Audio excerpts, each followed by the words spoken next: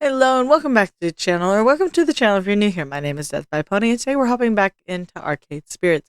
So without further ado, let's hop in. Alright.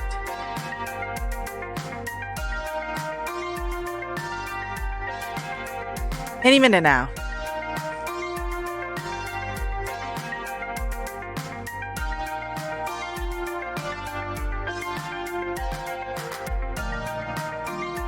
I crave the sweet embrace of death.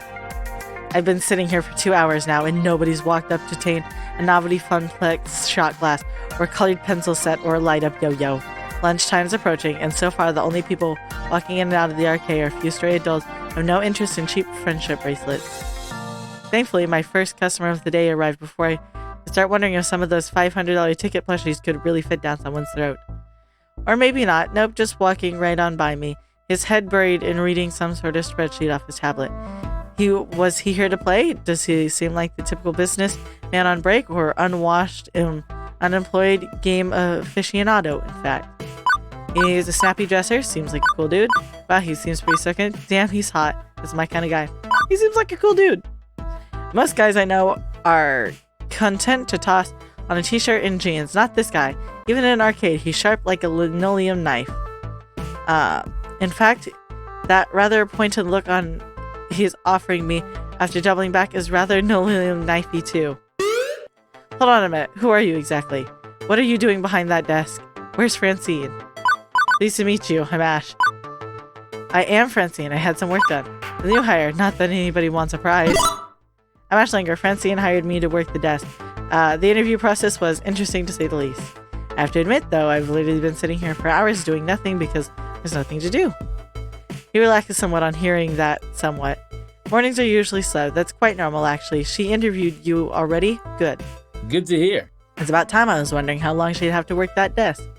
She got gusto for an octogenarian and loves working the floor, but sitting here all day handing out toys, dealing with problems, wears her down. So, she explained the job to you, gave you the papers to sign? She said Gavin would handle that stuff. With a sigh, he rubs his forehead, feeling a headache coming on. That would be me. I'm Gavin Cooper. I'm the business manager here at the Funplex. I make sure we manage to keep having a business, rather than a pile of rapidly collapsing fiscal mistakes. Right, so you've no doubt guessed you'll be exchanging tickets for prizes, but that's the least part of your job. There's more to it than that. You're the floor attendant, you attend the floor. What, the carpets? Seriously? The floor, the arcade, the games, the patrons. You're the one running around putting out fires, sorting out problems. Technically, you're our second floor attendant. Ashley will be in later, but we need two. One to roam, one to operate the desk. I'd do it myself, but I'm technically busy in the back office making sure the whole thing doesn't fall into vacancy. That's why Francine's love filling in. She's a people person. She loves helping out in a pinch. I'm not a people person, as you've likely gathered. That's not to say you're alone out here. I'm in your corner, at least, if things go south. You tap me for advice on what to do. You got a phone? Of course. Gavin quickly passed me his business card. He apparently had stacks of them at the ready in his pocket to go. His phone number listed at the bottom. You ever worked a high-pressure customer service job before? Shoe sales. Smelly socks? You have no idea. Right, well, you know how to keep your head in when a customer doesn't. I hope. But anything goes sideways, you text me. I'm not around, you text Ashley or Noemi. In that order. Who and who? You'll meet them soon enough. I think not. Of all, do not bug Francine. She's practically retired. Let her enjoy that retirement in peace. Understood? Relax. I got this. Stress feeds me. Makes me stronger. This isn't my first pony ride. You can rely on me. But 911 for huge emergencies, right? This ain't my first pony ride. It's not my first explosive ordnance test. I've worked retail and food service, and I've worked as a lifeguard at a pool. Managing stress in difficult situations, even life or death ones, is something I've got experience in. You can rely on me. Gavin nods approvingly. Indeed. Good, I like to hear that. If you can handle yourself and exercise good judgment, you'll last the hell a lot longer than the last guy who sat there. If you stay clear and honest with me, do your work, do it well, we'll get along swimmingly. That's the plan. I have enough problems keeping this magical arc of hopes and wishes afloat. Please, don't add to my problems. Don't plan on it. Magical arc of what now? Gavin sighs again, a stress-releasing gesture, but his expression softens somewhat afterwards. I take it Francine told you her theory, that this is more than just a job, more than just an arcade? That's my understanding? I'm not into dressing up words. I like to speak plain. If I'm curt, then that's because optimization is a factor of my job. Everybody working here wants to work here. This is where they belong, for one reason or another. Me, I love chaos. I love wrangling chaos specifically. Wow, a man who loves chaos. The arcade industry is high risk, high reward. I manage that risk so that they can also find happiness in their lives. Everybody in this business has a dream they're chasing. It's a fragile thing, prone to getting crushed by hard reality. My job is to see to it that never happens. Yeah. That includes Francine, who deserves better in her twilight years than desperately propping up a semi-failing business. I upped the volume on my computer and it fucked up everything. So, you find some value in this place beyond your salary, or you'll burn out. Trust me. Last guy to sit there burned out hard. Now, can I trust you to mesh with our merry misfits? Of course, Gavin. Of course. Still trying to figure out my why. Why so aggressive? I just started here. No problem at all. I'm a model employee. You don't have any issues with me. I'm a solid worker. Gavin nods satisfied. Thank you. Thank you. I suppose that's a good starting point. We can build from there.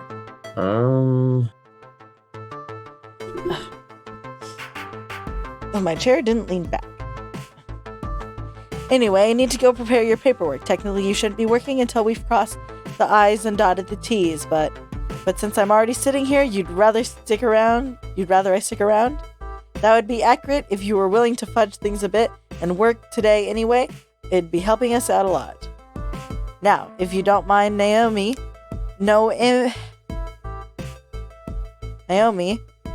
likely could use a hand in the workshop. A good opportunity to introduce yourself as well. Got it. Wait, someone else is here? Haven't seen anyone else. Yeah, that sounds like Noemi. Her workshop's through that door, and the one next to the UFO catcher, the crane game, to use layman's terms. Satisfied for now, Gavin heads to the back, presumably to the office to go crunch some numbers. Of course he's gonna crunch numbers. It's his job. If Frances is really taking a nap back there, hopefully she's going to crunch quietly. My first coworker ended up slightly less cool than a guy than I thought he'd be, but he's not a jerk, definitely. I get where he's coming from. Plus, I've known really blunt people before. It's easy to mistake them for jerks, especially at first glance. I figure I can give this guy an honest chance. Anyway, I should go meet my next coworker, Noemi. Naomi? I'm going to keep mixing up. I have a friend named Noemi who's Polish, and so I'm going to... I have a bad habit of letters flipping around, so that A and O are going to switch, so it may be Naomi, but I'm probably going to say Noemi more than I'm going to say Naomi, that he mentioned, although I could swear Francine and I were the only ones here until now. Double door also marked employees only, also with an apostrophe leads from the arcade floor, but feels like an industrial area of some sort. I turned the handle and stepped inside. And this is who I romanced last time. In a little room tucked away between the back offices and the funplex front, I find what is likely this Naomi, spoken only in the myth of a legend. A girl about my age, but certainly not my height, is tinkering away on what looks like an old tube-style monitor. A girl about my age, but certainly not my height. I didn't realize they had so many circuits. She doesn't notice me when I come in, too busy soldering capacitors into place. The lingering smell of melting metal fills the air in the poorly ventilated workshop. Oh no, girl's exposing herself to toxic fumes. Excuse me. For lack of a better way to interrupt her, I was worried no matter what I did, she might jump. I don't know, burning her fingers or jumping so high that she hit the ceiling or something. Fortunately, the shock, not quite that intense. Hello? Hey, you know this room is for employees only. She said with no apostrophe. Are you lost? Do you need something? I'm Ash Langer. I'm the new floor attendant starting today. Oh! Hi. I didn't realize Francine already found someone. But you look at her. So cute. So wonderful. Just perfect. I'm not going to romance her again, of course, because, that wouldn't be fun if I just played the same thing I played before. So obviously, I'm gonna do it,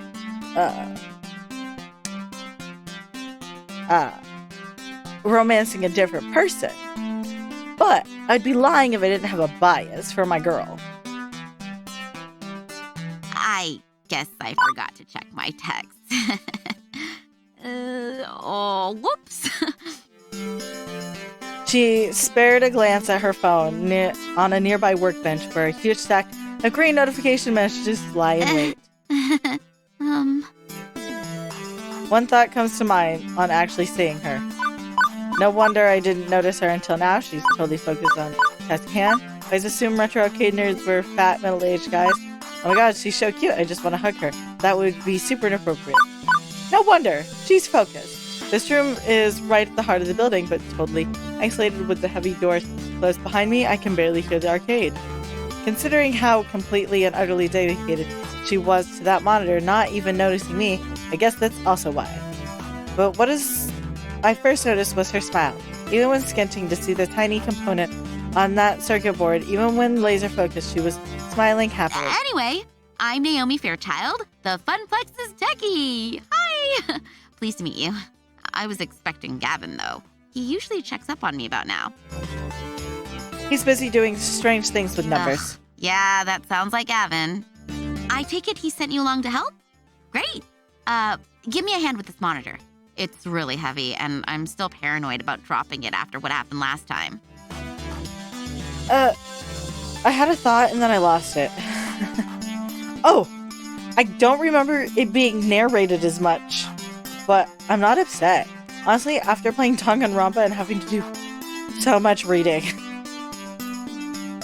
Really what happened last time? Oh, well, I dropped it.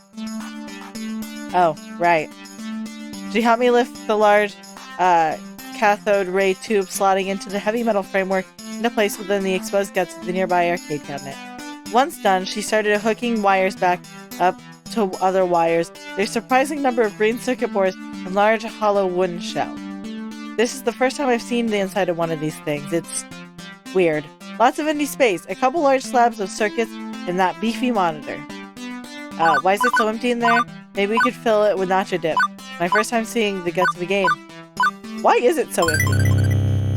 Why is it so empty in there? Seems inefficient. Couldn't you pack more games into an arcade if it was more compact? Not really. It's more about the footprint on the floor than the vertical height. Naomi keeps working using a pocket multimeter to check various connections as she speaks. Let me explain. I mean, compare American and Japanese cabinets. Ours are designed for standing players, so they have to be upright, even if that means empty base. Japanese candy cabs are shorter, so you play sitting down, but I prefer American style. Ours have more room for art. She closes up the rear access panel, closing it with one of the many keys on a ring at her side, then steps back to admire her handiwork. The genuine joy, that smile, not just a job well done, but at looking at the whole thing like it's a fine school. So beautiful. Oh, I love the classic Midway style. Look at those sharp angles, side decals, bold font of the marquee. The Bezel artwork. That's what's on the what in the what artwork? With a sigh, Naomi points at the key features to me. The strip across the top of the game, that's the marquee. The artwork that wraps around the monitor, that's the bezel. You see it too, right? How beautiful and cohesive it all is, working in harmony to give the game its own unique feel and its own experience. As for me, well, A bunch of weird looking boxes, and Rose like, agree, it's beautiful in its own way. I like it. I'm an art major. The way she stares lovingly at this, well, honestly, the box of wooden circuits and vacuum tubes and stuff. I think I understand. It was made to be one whole thing, the art style and the course of the game itself, all of part of this game experience. Everything about this game is the game. If you ruin it in an emulator or a game console instead, it's made lesser. Yeah, I guess I can see it. It's beautiful in its own way. Oh, good! Naomi lit up with joy like a pinball machine, all twinkly and shiny. Woohoo! I know all her right answers. Finally, so few people have understand the beauty of a classic arcade game. Having someone I can talk to about this stuff is going to be great. Especially with that jerk Gavin running the numbers. Gavin, what's wrong with Gavin? I don't know. Okay, well, don't get me wrong. I can get along with him, generally. But his whole attitude is just, ugh. All he really cares about is the money. He keeps the arcade running, yeah. But I just know if he had his way, he'd get the whole place. If anybody's gonna ruin the Funplex, it's him. Mark my words, it's inevitable. That doesn't sound right. He seems easy enough to get along with, and what's more, Gavin gave me that whole speech about protecting their dreams. This looks like a pretty sore point here. A long-standing argument that the new guy really shouldn't get involved with. And yet, I'm involved, aren't I? I have to work with both Naomi and Gavin. So I'm not sure if I should prude at it, but I kind of want to. Don't rock the boat? Stay there and find more? Find out more? We have to be like, so I heard. I get this is touchy. But going to work here, I think we should all be honest with each other, no gossiping. But I gotta know, why do you think Gavin wants to destroy the arcade? He's buying into Francis' idea that this place is for dreams. He says he does, but he's willing to sacrifice way too much to keep the whole thing afloat. Road to hell, best intentions, etc. If he had it his way, this place would be like Deco Palace, nothing but tickets, games, prize catcher. He thinks actual video games are too expensive, a waste of floor space. I bet he'd remove them all if he had it his way.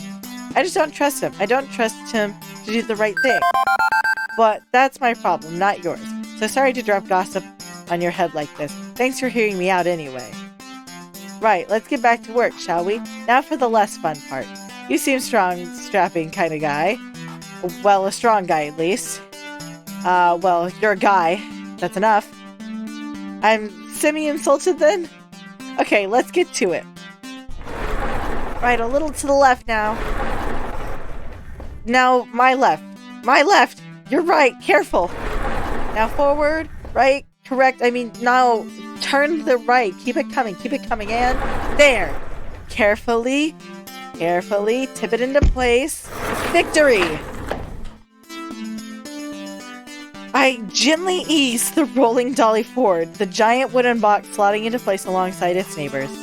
The two-wheel dolly makes it easier, but hardly easy, especially when Naomi's fretting over her probably getting scratches, or even falling over.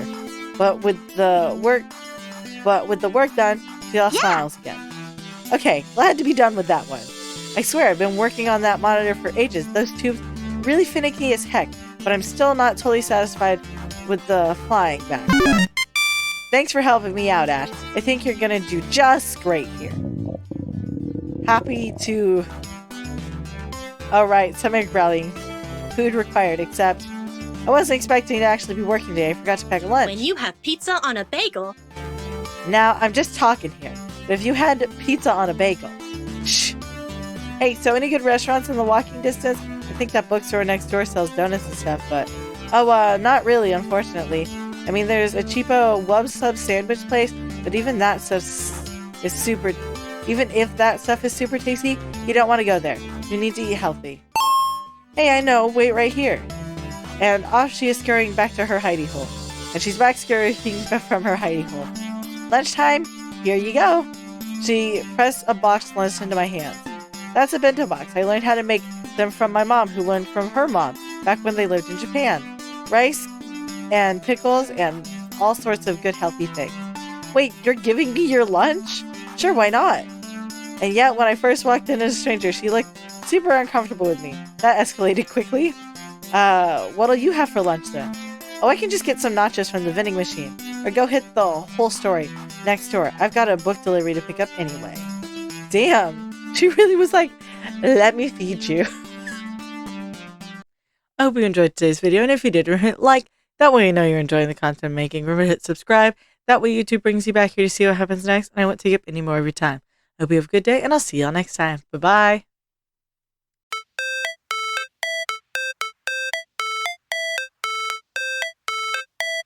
How it's supposed to feel.